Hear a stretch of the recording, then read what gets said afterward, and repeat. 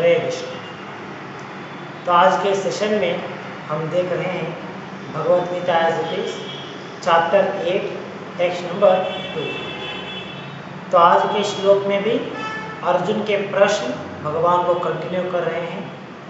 जैसे हमने पिछले श्लोक में देखा था, इस 8वें अध्याय की पहले श्लोक में भी अर्जुन ने भगवान को संबोधित करते हुए कुछ प्रश्न पूछ रहे थे। तो उसी प्रश्नों को कंटिन्यू करते हुए आज के श्लोक में भी अर्जुन भगवान से कुछ प्रश्न पूछ रहे हैं। और आज के इस प्रश्न जो अर्जुन हमें पूछ रहे हैं भगवान को, वो इस प्रकार से हैं। अर्जुन यहाँ पे कहते हैं, अधियज्ञ कथम को अत्र। अधियज्ञ, यज्ञ मतलब सैक्रिफाइस, यज्ञ। तो अधियज्ञ मतलब क्या है? Lord of the sacrifice. तो हर एक यज्ञ जो हम करते हैं उसके लिए एक अधिपति होते हैं, मतलब उस यज्ञ के द्वारा किसको हम प्रसन्न करने का प्रयास कर रहे हैं, तो उन्हें कहते हैं the lord of the sacrifice. उस यज्ञ के अधिपति उन्हें कहा जाता है।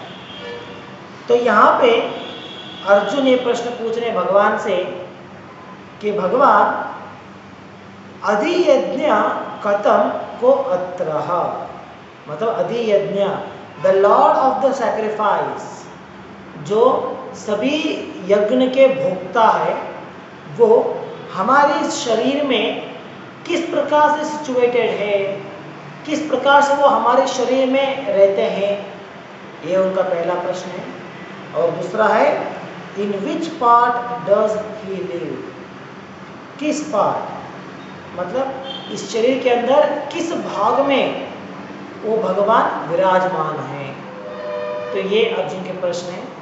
और अब आगे अर्जुन पूछते हैं, प्रयाण काले च कथम। प्रयाण काले, प्रयाण काले मतलब at the time of death, हमारे मरण के समय में, प्रयाण काले च कथम ज्ञेयोसि नियतात्मभिः। ज्ञेय, ज्ञान, ज्ञान मतलब नॉलेज, सो ज्ञेय मतलब टू नो, ज्ञान पाना। तो अर्जुन पूछते हैं यहाँ पे कि भगवान आपने तो कहा है कि जो आपकी भक्ति करते हैं, आपकी डिवोशनल सर्विस में एंगेज्ड है, वो अपने मरण के समय में, अपने अंतिम समय में आपको याद करेंगे और इस कारण के वजह से उनका अगला जन्म आपके धाम में मिलेगा। उन्हें इस भौतिक संसार में अगला जन्म लेने का आवश्यकता नहीं है। तो ये आपने कहा है। तो भगवान से अर्जुन प्रश्न पूछते हैं कि ये कैसे पॉसिबल है, आपके डिवोटीज आखिर के समय में आपको ये कैसे याद करेंगे। तो ये अर्जुन का प्रश्न है। तो कोई सोच सकता है कि भगवान ने कहाँ पे कहा है कि अपने अंतिम समय में अगर हम भक्ति करेंगे, डिवोशनल सर्विस करेंगे, तो भगवान को याद कर सकते हैं। और इसका भगवान को याद करते हुए, स्मरण करते हुए अगर हम इस शरीर को छोड़ेंगे तो भगवान के धाम को जाएंगे। तो कहाँ पे कहा है भगवान ने इस विषय को? पिछले अध्याय के आखिरी श्लोक अगर आप देखेंगे, 7th चैप्टर टेक्स्ट नंबर 30, जो उस अध्याय का आखिरी श्लोक है, वहाँ पे भगवान ने कहा था डिवोशनल सर्विस के बारे में, डिवोटीज के बारे में, किस प्रकार से जो भक्त होते हैं वो भगवान के बारे में हमेशा स्मरण करते हुए, अपने आखिरी के समय में भी भगवान के अनेक गुणों को स्मरण करते हुए, भगवान को स्मरण करते हुए वो अपने अंतिम समय में अपना शरीर छोड़ेंगे। तो इसी कारण से उन्हें अपना अंतिम समय में भगवान को स्मरण करते हुए शरीर छोड़ने के कारण से उन्हें अगला जन्म भगवान के धाम में प्राप्ति होगा। वह विचार भावार्थ में प्रभुपाद ने भी एक्सप्लेन किया था। तो भगवान के द्वारा इस वाक्यों को सुनने के बाद अर्जुन के मन में ये सभी प्रश्न यहाँ पे उत्पन्न हो रहे हैं। जैसे कि पहले श्लोक में अर्जुन ने कुछ प्रश्न पूछा था और इस दूसरे श्लोक में अर्जुन ने इन प्रश्नों को पूछ रहे हैं। तो ये दोनों श्लोकों में जो भी प्रश्न दिए गए हैं, ये सभी अर्जुन भगवान को संबोधित करते हुए पूछ रहे हैं। तो यही प्रश्न है जो अर्जुन के मन में उद्भव हुए। और जैसे मैं कहा था कल के परसों के क्लास में कि इस अध्याय के आगे आने वाले श्लोकों में हम देखते हैं भगवान कृष्ण अर्जुन के इन सभी संदेहों को मिटाते हुए अर्जुन के द्वारा हम सभी लोगों को भी इन विषयों के ऊपर ज्ञान देते हैं। तो आज के श्लोक में जो अर्जुन यहाँ पे प्रश्न पूछ रहे हैं उन प्रश्नों को उत्तर तो हमें इसी अध्याय के अगले भाग में मिलेगा। तो भावार्थ में प्रभुपाद उसके तात्पर्य को, उसके अर्थ को हमें विस्तार करते हुए समझाने का प्रयास करते हैं। तो प्रारंभ में प्रभुपाद कहते हैं अभी अधि यज्ञ मतलब द लॉर्ड ऑफ सैक्रिफाइस। तो शास्त्रों में जनरली किसे कहा जाता है कि द लॉर्ड ऑफ सैक्रिफाइस, यज्ञ के अधिपति या यज्ञ के भोक्ता कौन है, किसे कहते हैं शास्त्रों में? तो प्रभुपाद हम कहते हैं शास्त्रों के अनुसार भगवान इंद्र और विष्णु, भगवान विष्णु, इन दोनों को यज्ञेश्वरा या यज्ञ अधिपति कहा जाता है। तो इन दोनों में इंद्रदेव जो है वो सभी देवता जो इस भौतिक संसार को संचालित करने के लिए है, जिन्हें यहाँ पे प्रभुपाद कह रहे हैं वर्किंग डेमिगॉड्स। तो उनके अधिपति, उनके इंचार्ज है इंद्रदेव। तो जो भी उनके अधीन में आते हैं जैसे अग्निदेव, वरुण देव और अलग प्रकार के जो देव उनके अधीन में आते हैं, इन सभी देवों के इंचार्ज वो है इंद्रदेव। तो इसीलिए कभी कभी शास्त्रों के कर्म कांड भाग में जहाँ पे इन अलग अलग देवताओं के आराधना के बारे में समझाया जाता है, तो वहाँ पे उस किसी भी देवता को अपने यज्ञ का आहुति देते हुए उसके पहले उनके द्वारा इंद्रदेव को भी उस यज्ञ का आहुति दिया जाता है। जैसे कि फॉर एग्जांपल अगर कोई बारिश के वजह से बारिश आने के लिए वरुण देव का पूजा करते हैं, उनकी यज्ञ करते हैं, तो उन्हें वरुण देव के साथ साथ इंद्रदेव की आराधना भी करनी पड़ती है, क्योंकि इंद्रदेव जो है वो उनके अधिपति है। तो इसीलिए इंद्रदेव को प्रसन्न करते हुए उनके द्वारा उस देवता को प्रसन्न करने का प्रयास किया जाता है। तो उसके द्वारा कर्मकांड के पोर्शन में दिए गए अनुशासन के अनुसार हम देवताओं को प्रसन्न करने के लिए मार्ग दिया जाता है। तो इसीलिए इंद्रदेव को भी यहाँ पे the lord of the sacrifice कहा जा रहा है, यज्ञ के अधिपति कहा जाता है। लेकिन सभी देवता इंद्र के अधीन में नहीं आते, कुछ ही देवता है जो इंद्र के अधीन में आते हैं, जिन्हें कहते हैं वर्किंग डेमिगॉड्स। उनके अलावा भी बहुत सारे डेमिगॉड्स है, बहुत सारे देवता है जो इंद्र के अधीन में नहीं आते, बल्कि वो इंद्र से बाहर है, इंद्र के कंट्रोल के बाहर है। तो इन सभी देवता, चाहे वो इंद्र के अधीन में जो आते हैं वो लोग, और उनके अलावा जो भी देवता है, जैसे कि फॉर एग्जांपल सरस्वती या पार्वती, तो इस प्रकार के सभी जो देवता है वो सभी भगवान शिव और ब्रह्मा उनके अधीन में काम करते हैं, उनके अधीन में वो कार्य करते हैं। तो इस प्रकार इन सभी देवता किसी न किसी के अधीन में ही काम करते हैं। इसीलिए यहाँ पे the lord of the sacrifice मतलब दो लोगों को हम कह सकते हैं, एक है इंद्र और दूसरे है भगवान विष्णु। लेकिन अंतर क्या है? इंद्रदेव जो है वो इन सभी कुछ देवताओं के वो नेतृत्व लेते हैं, लेकिन फिर भी वो ब्रह्मा और शिवा उनके अधीन में ही कार्य करते हैं। लेकिन भगवान विष्णु वो किसी के भी अधीन में नहीं आते, बल्कि वो स्वराट है। स्वराट मतलब कंप्लीटली इंडिपेंडेंट। तो इस प्रकार स्वराट होते हुए भगवान विष्णु सभी प्रकार के यज्ञ वो चाहे किसी देवताओं के लिए करते हैं, किसी देवियों की आराधना के लिए कर रहे हैं, उन सभी यज्ञ के लिए एक्चुअल अधिपति भगवान विष्णु होते हैं। तो इसीलिए भगवान विष्णु को भी कहा जाता है the lord of the sacrifices. अगर हम हमारे स्मार्त ब्राह्मण के अनुसार बहुत सारे विधियों को देखेंगे जहाँ पे वो अलग अलग प्रकार के यज्ञ के बारे में समझाते हैं, तो उसके अनुष्ठान को अगर हम सही तरीके से देखेंगे तो वहाँ पे हम देख सकते हैं कि उनकी पूजा में, उनके यज्ञ में, चाहे वो किसी देवता के लिए कर रहे हैं, किसी ग्रह के लिए या किसी ग्रह के अधिपति के लिए कर रहे हैं, उनका फाइनल ऑफरिंग या फाइनल ऑब्लिगेशन जो वो देते हैं उस यज्ञ में, वो भगवान विष्णु को अर्पण किया जाता है और बाद में प्रसाद के रूप में उस देवता या उस डेमीगॉड को दिया जाता है।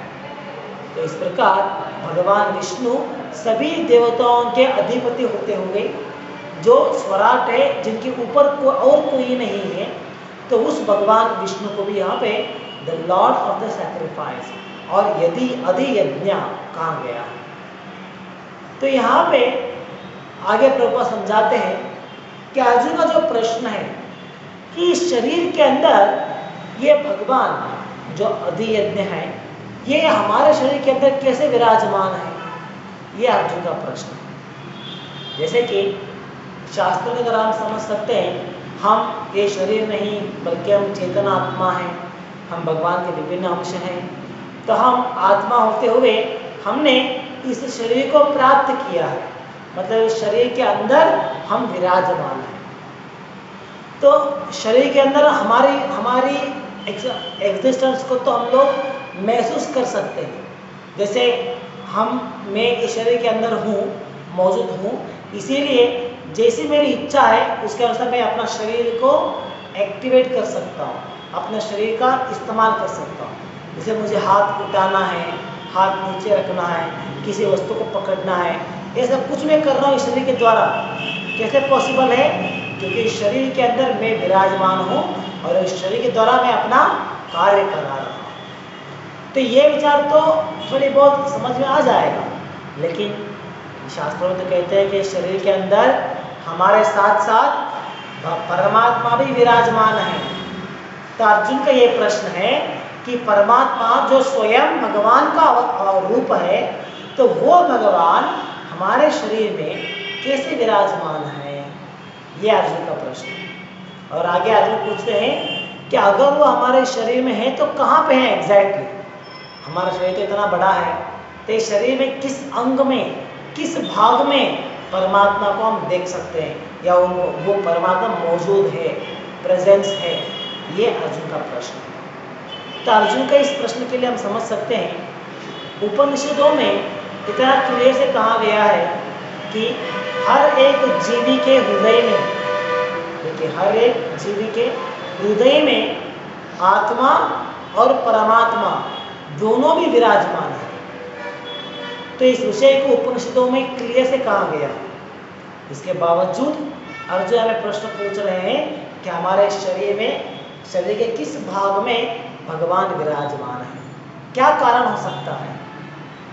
कारण ये है कि अर्जुन इन सभी प्रश्नों को एक्चुअली वो अपने लिए नहीं पूछ रहे, बल्कि ये सभी प्रश्न हम लोगों के तरफ से अर्जुन पूछ रहे हैं।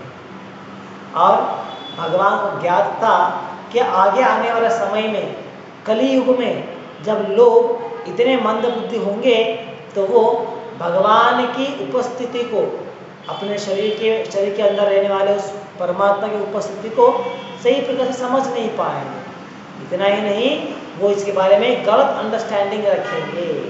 इसीलिए भगवान ने अर्जुन के द्वारा अर्जुन को इस प्रश्न पूछने के लिए भगवान ने प्रेरणा दिया था। तो इसी कारण अर्जुन इस प्रकार का प्रश्न पूछते हैं। तो आज के समय में हम देख सकते हैं ऐसे बहुत सारे लोग हैं जो परमात्मा की उपस्थिति के बारे में सही ज्ञान नहीं रखते, लेकिन फिर भी लोगों को इसके बारे में प्रचार करना या लोगों को इसके बारे में समझाने का प्रयास करते हैं। तो इसके द्वारा अपने पास जो अज्ञान है उस अज्ञान को लोगों में वो फैला रहे हैं। तो हम देख सकते हैं उपनिषदों में इतना क्लियर से कहा गया है कि हमारे शरीर के अंदर हमारे हृदय में आत्मा और परमात्मा दोनों भी विराजमान हैं। इसके बावजूद इस कलियुग में ऐसे बहुत सारे लोग हैं जो परमात्मा की उपस्थिति को नहीं समझते, नहीं स्वीकार करते कि वो हमारे हृदय में विराजमान है। जैसे अगर हम देखेंगे कुछ संस्थाएं जो इस प्रकार से प्रचार करते हैं कि आत्मा उसका अस्तित्व कहाँ पे है, वो हृदय के अंदर नहीं है, बल्कि हमारे दोनों नेत्रों के बीच में जो बिंदु है उस जगह पे आत्मा विराजमान होता है। तो इस प्रकार कुछ लोग अपना अज्ञान को प्रचार करते हैं। तो इसलिए हमें समझना है शास्त्रों के द्वारा, उसमें स्पेशली भगवत गीता के द्वारा हमें समझना है कि आत्मा और परमात्मा इन दोनों का उपस्थिति हमारे हृदय में है। हृदय के अलावा अन्य किसी भाग में उनको उपस्थिति नहीं है। ऐसा नहीं है कि हमारे, जैसे ये लोग कहते हैं, हमारे नेत्रों के बीच में, वहाँ पे हमारे नाक के ऊपर उस जगह पे आत्मा विराजमान होती है। ये सभी विचार शास्त्रों के अनुसार गलत है। शास्त्रों में सही प्रकार से कहा गया है कि आत्मा और परमात्मा ये दोनों हमारे हृदय के अंदर ही विराजमान है। तो इसीलिए अर्जुन हमें प्रश्न पूछ रहे हैं कि ये जो परमात्मा या भगवान हमारे हृदय, हमारे शरीर में है, तो जैसे आपने कहा है कि वो हमारे शरीर में है, तो इस शरीर में के किस भाग में वो विराजमान है, ये अर्जुन का प्रश्न है।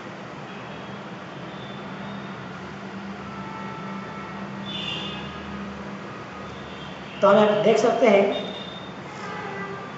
जैसे हमने कहा, ऐसे कुछ लोग हैं जो समझते हैं कि आत्मा की उपस्थिति हमारे नेत्रों के बीच में है। इसी प्रकार वो भगवान की उपस्थिति हमारे शरीर में वो स्वीकार नहीं करते। ऐसे बहुत सारे लोग हैं जो अप्रिशिएट नहीं करते हैं, जो मानते नहीं है कि हाँ हमारे हृदय में परमात्मा विराजमान है, भगवान विराजमान है, इसलिए को स्वीकार नहीं करते। इसीलिए इसी अज्ञान की वजह से वो लोग क्या करते हैं, कभी कभी अपने कार्यों के द्वारा भगवान को धोखा देने का प्रयास करते हैं। जैसे हम लोग किसी अन्य व्यक्ति को झूठ बोलते हैं, उनसे कुछ काम करने का प्रयास करते हैं, तो इसी प्रकार लोग जो मंदबुद्धि है वो भगवान से सच्चाई छुपाते हुए, भगवान को झूठ कहते हुए अपना कार्य खत्म करने का प्रयास करते हैं। लेकिन उन्हें ज्ञात नहीं है कि भगवान तो उन्हीं के हृदय में परमात्मा के रूप में विराजमान है। चाहे वो व्यक्ति अन्य किसी को भी झूठ कह सकते हैं, अन्य किसी व्यक्ति को भी गुमराह कर सकते हैं, लेकिन अपने हृदय में रहने वाले उस परमात्मा को वो कैसे गुमराह कर सकते हैं, कैसे झूठ कह सकते हैं, क्योंकि वो तो हमारे हृदय में विराजमान है। हम जो सोचते भी नहीं है वो उन्हें मालूम पड़ जाता है कि हम क्या सोच रहे हैं, हम क्या करना चाहते हैं। तो इसीलिए भगवान को इस प्रकार से अज्ञान के द्वारा भगवान को झूठ बोलना या धोखा देने का प्रयास करना, ये हमारी मूर्खता दिखाती है। तो आगे अर्जुन अपने इस प्रश्न के आगे भगवान को यहाँ पे संबोधित कर रहे हैं मधुसूदन। तो भावार्थ में प्रभुपाद समझाते हैं, जैसे हमने इसके बारे में पहले भी सुना था, भगवान के इन अनेकों नामों में हर एक नाम जहाँ पे उल्लेख किया जाता है उसके पीछे एक अर्थ होता है, एक गूढ़ार्थ होता है, छुपा हुआ इंफॉर्मेशन है। तो यहाँ पे श्लोक में भगवान को मधुसूदन नाम से क्यों संबोधित किया जा रहा है, भावार्थ में प्रभुपाद इसके लिए समझाते हैं कि भगवान ने बहुत सारे राक्षसों का वध किया था, बहुत सारे असुरों का वध किया अपने बचपन से लेके अभी तक भी। जब भगवान भगवद गीता का उपन्यास कर रहे थे तो भगवान का आयु था 125 ईयर्स। इस प्रकार अपने बचपन से 3 महीने की शिशु जब भगवान ने एक राक्षसी का वध किया था, पूतना का, तो अपने 3 महीने की उम्र से लेके 125 ईयर्स तक, इतने समय तक भी भगवान कृष्ण ने बहुत सारे असुरों को नाश किया है, बहुत सारे राक्षसों का वध किया है। तो उन सभी राक्षसों में एक राक्षस का नाम था मधु। तो ये एक राक्षस का नाम था। तो भगवान कृष्ण ने मधु नाम के राक्षस का वध किया था, इसीलिए भगवान कृष्ण का नाम आता है मधुसूदना। तो इस प्रकार यहाँ पे भगवान को अर्जुन संबोधित कर रहे हैं वो मधुसूदना नाम से। क्या कारण है कि अर्जुन का विचार यही है कि भगवान कृष्ण आपने तो इतने सारे असुरों का संहार किया है, इतने सारे असुरों को आपने मार गिराया है, और अब आप इस युद्ध भूमि में मेरे साथ उपस्थित हैं, और अभी मेरे मन में ये बहुत सारे शंकाएं उत्पन्न हुए हैं, बहुत सारे डाउट्स उत्पन्न हुए हैं, और ये सभी शंकाएं एक प्रकार के राक्षस हैं, एक प्रकार के डीमन हैं। तो इसीलिए आप you are expert in killing demons, आप तो राक्षसों का संहार करने में माहिर हो। तो इसीलिए अर्जुन यहाँ पे मधुसूदना नाम का उल्लेख करते हुए भगवान से इनडायरेक्टली ये विनती कर रहे हैं कि वो मधुसूदना, आपने इतने सारे राक्षसों का संहार किया है, तो इसी प्रकार मेरे मन में उद्भव हुए इन सभी शंकाओं को, इन सभी प्रश्नों को, जो एक बड़े बड़े राक्षस के स्वभाव में है, तो इनका संहार भी आपको ही करना होगा। तो इस विषय को कहने के लिए अर्जुन ने भगवान को इस नाम से संबोधित करते हैं, और वो है मधुसूदना नाम से। इस प्रकार आपने इतने सारे राक्षसों का संहार किया है, तो इसी प्रकार मेरे मन में उद्भव हुए इन सभी शंकाओं को, जो एक राक्षस के भांति है, तो इनका संहार कृपया आप कीजिए। तो इनका संहार कैसे कर सकते हैं भगवान? ज्ञान देते हुए, ज्ञान के द्वारा। अर्जुन को जब इन विषयों के बारे में ज्ञान देंगे, इंफॉर्मेशन देंगे, तो उसके द्वारा इन राक्षसों का संहार हो सकता है। तो इसीलिए भगवान को अर्जुन ने संबोधित करते हैं यहाँ पे, वो मधुसूदना कहते हैं। तो आगे प्रभुपाद यहाँ पे एक्सप्लेन करते हैं एक शब्द के द्वारा, जो इस श्लोक में लिया गया है, प्रयाण काले च कथम, प्रयाण काले च कथम ज्ञेयोसि नियतात्मभिः। तो यहाँ पे प्रयाण काल मतलब क्या है? हमारा अंतिम समय, हमारा जब जो समय हम इस शरीर को छोड़ने का समय होता है, उसे आप कहते हैं प्रयाण काला। लेकिन हमारी आम भाषा में, जैसे लोकल लैंग्वेज में, प्रयाण मतलब क्या होता है? जर्नी, है ना, प्रयाण करना, जर्नी करना। तो यहाँ पे हमारे अंतिम समय को कहा जाता है प्रयाण काल। क्या कारण है? कुछ लोग जो शास्त्रों का ध्यान नहीं रखते हैं, वो लोग तो कहते हैं कि जब हमारा मृत्यु हो जाएगा, जब ये शरीर का नाश हो जाएगा, तो वही हमारे लिए आखिरी स्टॉप है।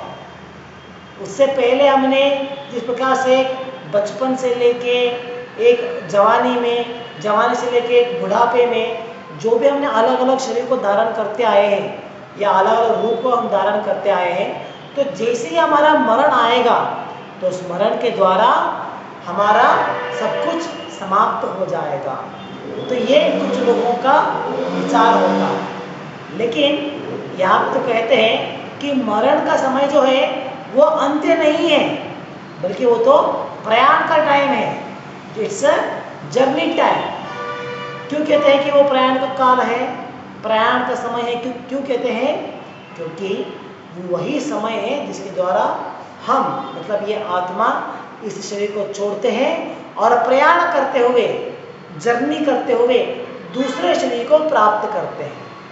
इस प्रकार ये शरीर को छोड़ने के बाद हमारे शरीर से हमारे शरीर के प्रारंभ करते हुए अगला शरीर को पाने तक हम प्रयाण करते हैं। तो इसलिए इसे कहते हैं it's a journey from one body to another body. एक शरीर से लेकर दूसरे शरीर को जाने तक ये एक प्रकार का प्रयाण है। तो इसी विषय को समझाने के लिए हमें यहाँ पे कहा जाता है प्रयाण काले। तो यहाँ पे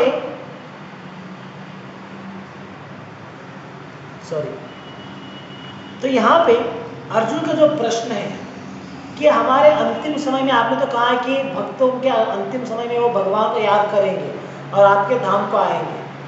तो अर्जुन का एक प्रश्न है कि ये कैसे पॉसिबल होगा कि हमारे मरण के समय में भी हम आपको याद कर सकते हैं और इसके द्वारा हम आपके धाम को आ सकते हैं, ये कैसे पॉसिबल है? ये अर्जुन का प्रश्न है यहाँ पे। तो भावार्थ प्रभुपाद इस विचार को एलाबोरेट करते हुए हमें समझाते हैं कि इस जीवन में हम जो भी कार्य करते हैं, जो भी हम एक्टिविटी करते हैं, उसका अंतिम परिणाम हमें हमारे अंतिम समय में मिलेगा। हमारे आखिरी समय में जब हम इस शरीर को छोड़ने वाले हैं, उस समय में इन सभी हमारे एक्टिविटीज का सही उत्तर हमें उस समय मिलता है।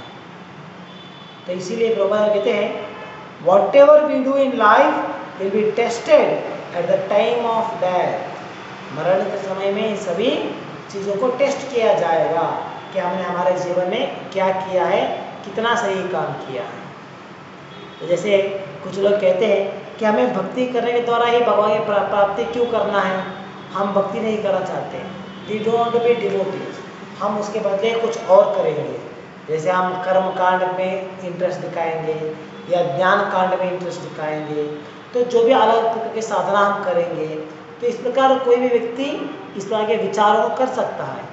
लेकिन यहाँ पे इसलिए हमें कहा जा रहा है कि हमारे इस जीवन के समय हम जो भी कार्य करेंगे तो वो हमारे मरण के समय में टेस्ट किया जाएगा कि जैसे हमने हमारा पूरा शरीर, हमारा पूरा जीवन हमने बिताया था, तो कितना हद तक सही था, कितना गलत था, क्या हमने इस शरीर को पाने के बाद जो इसका उद्देश्य है, तो उस उद्देश्य को पूरा करने के लिए हम सफल बन गए हैं या नहीं। तो ये विचार सब कुछ टेस्ट किया जाएगा उस समय जब हमारा आखिरी समय होता है, आखिरी टाइम आता है। इसलिए प्रभुपाद कहते हैं because whatever we do in life will be tested at the time of death। तो जो भी हम शरीर में काम कर रहे हैं, सभी कामों के लिए, सभी कार्यों के लिए हमें उत्तर देना होगा। कब देना होगा? हमारे अंतिम समय में। इसीलिए शास्त्रों में कहते हैं कि हमें बुरा काम नहीं करना चाहिए, सिंफुल एक्टिविटी नहीं करना चाहिए। क्यों नहीं करना है? क्योंकि भगवान सब कुछ देख रहे हैं। भगवान देख रहे हैं कि आप कितना भला काम कर रहे हो और कितना बुरा काम कर रहे हो, ये भगवान देख रहे हैं। तो इसीलिए भगवान के ऊपर हमें डर रहना चाहिए, भगवान के ऊपर ये ज्ञान हमें होना चाहिए। और जब हम इस चीज़ को समझ जाएंगे कि भगवान हमें ऑब्जर्व कर रहे हैं या भगवान हमें देख रहे हैं, तो क्या होगा? हम किसी प्रकार के बुरे कर्म करने में अपने आप को एंगेज नहीं करेंगे। जैसे अच्छे काम करने के बाद हमें उसका अच्छा फल मिलता है, उस अच्छे फल को हम एंजॉय कर सकते हैं। तो इसी प्रकार कुछ बुरे काम करने के बाद हमें उस बुरे कामों का फल भुगतना पड़ेगा। तो इसीलिए हमें इस विषय को समझना है कि परमात्मा हमारे हृदय में विराजमान होते हुए वो इस प्रकार की कार्य कर रहा है। हमें अपने अंतिम समय में भगवान की प्राप्ति करने के लिए या भगवान के धाम को जाने के लिए जो भी सहायता चाहिए वो जो भी सहायता चाहिए वो यहाँ पे मिलता है। तो इसीलिए भक्ति के द्वारा हम इस प्रकार की अपने अंतिम समय में इस प्रकार की टेस्ट में पास हो सकते हैं। तो पॉसिबल है बाय डिवोशनल सर्विस। तो इसलिए प्रभुपाद कहते हैं Arjuna fears that at the time of death, those who are in Krishna consciousness will forget the Supreme Lord, because at such a time body functions are disrupted and the mind may be in a panic-stricken state। तो अर्जुन का ये विचार है कि अंतिम समय तो इतना हॉरिबल होता है एक्चुअली, मरण का समय। तो इतना हॉरिबल समय में क्या हम भगवान को स्मरण करने में समर्थ हो सकते हैं? क्या भगवान को याद करने में हम सफल हो सकते हैं या नहीं? तो ये अर्जुन का प्रश्न है, क्योंकि मरण का समय इतना आसान नहीं होता। मरण का समय बहुत कठिन से जुड़ा हुआ होता है। तो इसके लिए शास्त्रों में कहते हैं, एक एग्जाम्पल देते हैं, जैसे कि जब हमारा आत्मा इस शरीर से बाहर निकलता है, इस शरीर से बाहर जाता है, तो उसे किस प्रकार की पेन होती है, किस प्रकार की वेदना होती है, इसके लिए एक उदाहरण दिया गया है। वहाँ पे कहते हैं जैसे एक बिच्छू मतलब स्कॉर्पियन। अगर आपको किसी ने एक्सपीरियंस किया होगा तो वो इस विषय को बड़ी बात से समझ सकते हैं। मान लीजिए एक बिच्छू एक बार हमें जोर से काटता है या हमें पकड़ लेता है हमारे स्किन को, तो कितना दर्द होता है एक्चुअली, इतना दर्द होता है, और उसे छुड़ाना भी इतना आसान नहीं होता, तो इतना दर्द होता है। लेकिन शास्त्र में कहते हैं इसी प्रकार हमारे अंतिम समय में जब हमें इस शरीर से बाहर खींच रहे होते हैं, इस शरीर से हमें बाहर निकाल रहे होते हैं, सेपरेट करते होते हैं, तो उस समय कहते हैं कि 1000 स्कॉर्पियंस, 1000 बिच्छू एक ही बार हमारे पूरे बदन को काटेंगे, तो कितना दर्द होगा ना, उससे कुछ गुना ज़्यादा दर्द हमें हमारे मरण के समय में होता है। तो इतना दर्द क्यों होता है? क्योंकि हम इस शरीर के साथ अटैच्ड हैं, हमें इस शरीर के साथ एक बंधन है, एक अटैचमेंट है। हम सोच रहे थे इतना पूरा जीवन हम सोच रहे थे कि मैं ये शरीर हूँ, ये शरीर ही मेरा है, मैं ही इसका ओनर हूँ। तो इस पर हम समझते हुए पूरा जीवन हमने उसी के अंदर चलाते आए हैं। लेकिन आखिर समय मालूम पड़ रहा है कि ये शरीर तो मुझे बिलोंग नहीं करता है, मेरे शरीर से अलग हूँ और मैं तो भगवान का अंश हूँ। तो इसीलिए उस समय इस शरीर से बाहर निकलने के लिए हम नहीं चाहते, जीवात्मा नहीं चाहते। तो इसीलिए जब यमदूता हमें इस शरीर से बाहर खींचते हैं, तो उस समय इतनी बड़ी पेन हमें महसूस करना होता है। इसे आपने एक्सपीरियंस किया होगा। अगर मान लीजिए आप बैठ के कुछ बात कर रहे हैं या कुछ क्लास सुन रहे हैं, तो अगर सोचिए एक बड़ा सा मच्छर कहीं भी तो घुस के आके आपको काटता है, तो उस मच्छर का काट ही हमें लगता है अरे इतना जोर से काटा इसने, है ना, वो इतना दर्द हो रहा है। तो इतना हमें रिएक्ट होता है सिर्फ एक मच्छर के काटने के द्वारा। तो इस एग्जाम्पल के द्वारा आप कंपेयर कर सकते हैं कि एक मच्छर काटने से इतना दर्द होता है हम लोगों को। तो अगर आप सोच सकते हैं कि अगर मान लीजिए हमें 1000 बिच्छुओं ने एक ही बार काटेंगे तो कितना दर्दनाक होगा, है ना। तो इसीलिए मरण का समय हमारी मनस्थिति, हमारी माइंडसेट इस प्रकार से होता है, इतना कठिन होता है। हमारा शरीर साथ नहीं देता, हमारा मन कुछ और ही विचार कर रहा है, हमारी इंद्रिय हमारे साथ नहीं देते। तो इतना कठिन परिस्थिति होती है हमारे मरण के समय में। तो इसलिए यहाँ पे प्रश्न पूछ रहे हैं अर्जुन भगवान से कि हमारे मरण के समय में हम किस प्रकार भगवान को याद कर सकते हैं, आपको याद कर सकते हैं, किसे पॉसिबल होगा। तो ये प्रश्न अर्जुन भगवान को यहाँ पे पूछ रहे हैं। तो याद आगे कहते हैं, Therefore Maharaj Kulashekhara a great devotee prays। तो यहाँ पे कुलशेखर जो हमारे संप्रदाय में आने वाले एक बड़े आचार्य माने जाते हैं, तो उस आचार्य के द्वारा जो कुलशेखर जी ने बहुत सारे वचनों को, बहुत सारे कविताओं को, भजन का रचना उन्होंने किया है।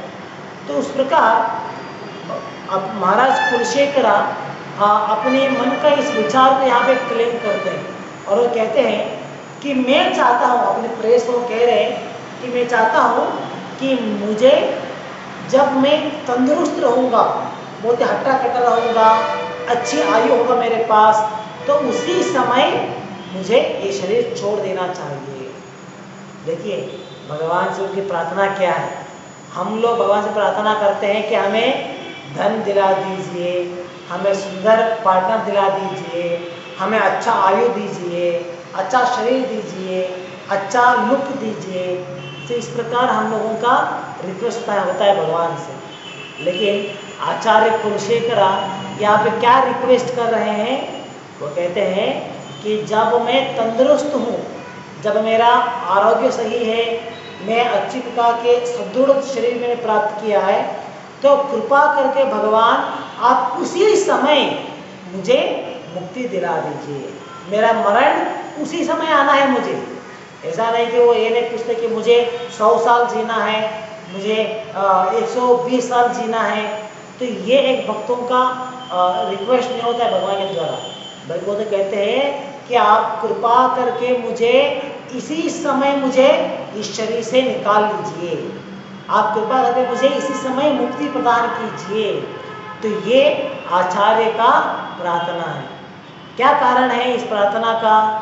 क्योंकि महाराज कुलसेन यहाँ पे कहते हैं कि मनुष्य शरीर का अंतिम परिणाम होता है, अंतिम उद्देश्य होता है भगवान को प्राप्त करना। और भगवान को प्राप्त करना है तो पिछले अध्याय में कहने के अनुसार हमें भगवान की भक्ति करना होता है, भगवान की सेवा करना होता है, नाम जप करना होता है। तो ये सब कुछ करने के लिए हमारे पास क्या चाहिए? ये सब कुछ करने के लिए हमारे पास एनर्जी होना चाहिए, वी शुड बी एनर्जेटिक। और साथ में किसी भी प्रकार के प्रॉब्लम्स, डिफिकल्टीज हमें अफेक्ट नहीं होना चाहिए। तो ये इस प्रकार के अगर हम प्रयास करेंगे तो हम हमारे शरीर को छोड़ने के बाद उस प्रकार की इसको हम प्राप्त कर सकते हैं। लेकिन अगर हम इस शरीर को छोड़ने के समय में इतनी पीड़ा का सहन हमें करना होगा, तो उस समय भगवान को याद करना इतना आसान नहीं है ना। जैसे एग्जाम्पल मैंने कहा कि 100-1000 बिच्छू और एक ही बार काटे तो कितना पेड़ होता है, तो उस समय हम थोड़ी ये सोच सकते हैं कि हाँ मुझे भगवान कृष्ण के बारे में स्मरण करना है, हरे कृष्ण मंत्र का जप करना है। तो ये विचार हमें फ्लैश में नहीं आएगा। हमें सिर्फ क्या विचार होगा, हमें वो जो पेन हम सफ़र कर रहे हैं, जो पीड़ा हम सहन रहे हैं, उसी के ऊपर हमारा पूरा लक्ष्य होता है। तो इसीलिए इस समय में अर्जुन का प्रश्न हमें पूछ रहे हैं कि प्रयाण काले च मां, तो उस अंतिम समय में जैसे हम भगवान को याद कर सकते हैं, तो ये कैसे पॉसिबल है? तो ये विचार आज के श्लोक में अर्जुन पूछ रहे हैं। तो आगे यहाँ पे कुलशेखर जी इस प्रार्थना के द्वारा एक एग्जाम्पल भी यहाँ पे दिया जा रहा है, जस्ट लाइक अ स्वैन। तो एक स्वैन किस प्रकार वो हमेशा कमल की जो कमल फूल का जो नीचे का भाग होता है, जो लाड़ी होती है, जो कंडी होता है, तो स्वयं हमेशा उसके प्रति आकर्षण होते हैं। कमल के फूल के प्रति वो आकर्षण दिखाते हैं, कमल के पत्तों के प्रति या उसकी जो स्टेम होती है उसके प्रति आकर्षण दिखाते हैं, आकर्षित होते हैं। तो इसी प्रकार कुलशेखर जी यहाँ पे कह रहे हैं कि जब मैं सुदृढ़ हूँ, जब मुझे अच्छा शरीर प्राप्त हुआ है, तो इसी समय मुझे मरण आना चाहिए, इसी समय मेरा मृत्यु आना चाहिए, ताकि मैं अपने मन को, जो मेरा मन है, मैं उस मन को आपके प्रति आकर्षित कर सकूं। तो ये कुलशेखर जी अपनी प्रार्थना में सुनाते हैं। तो इसीलिए यहाँ पे अर्जुन का जो प्रश्न है, प्रयाण काले च कथम, कि हमारे अंतिम समय में एक भक्त आपको कैसे याद कर सकते हैं, कैसे पॉसिबल होगा कि आपको याद करने के बाद वो उन्हें आपके धाम को जाना पड़ेगा, ये कैसे पॉसिबल है? तो ये अर्जुन का प्रश्न है जो इस श्लोक में वो पूछ रहे हैं। तो अगले श्लोक से प्रारंभ करते हुए भगवान कृष्ण इन दोनों श्लोकों में दिए गए प्रश्नों के लिए उत्तर देना प्रारंभ करेंगे, वो अगले श्लोक से। तो यहाँ पर समाप्त करेंगे आज के लिए। ग्रंथराज श्रीमद् भगवद गीता की जय, जगत गुरु श्री प्रभुपाद की जय। हरे कृष्ण।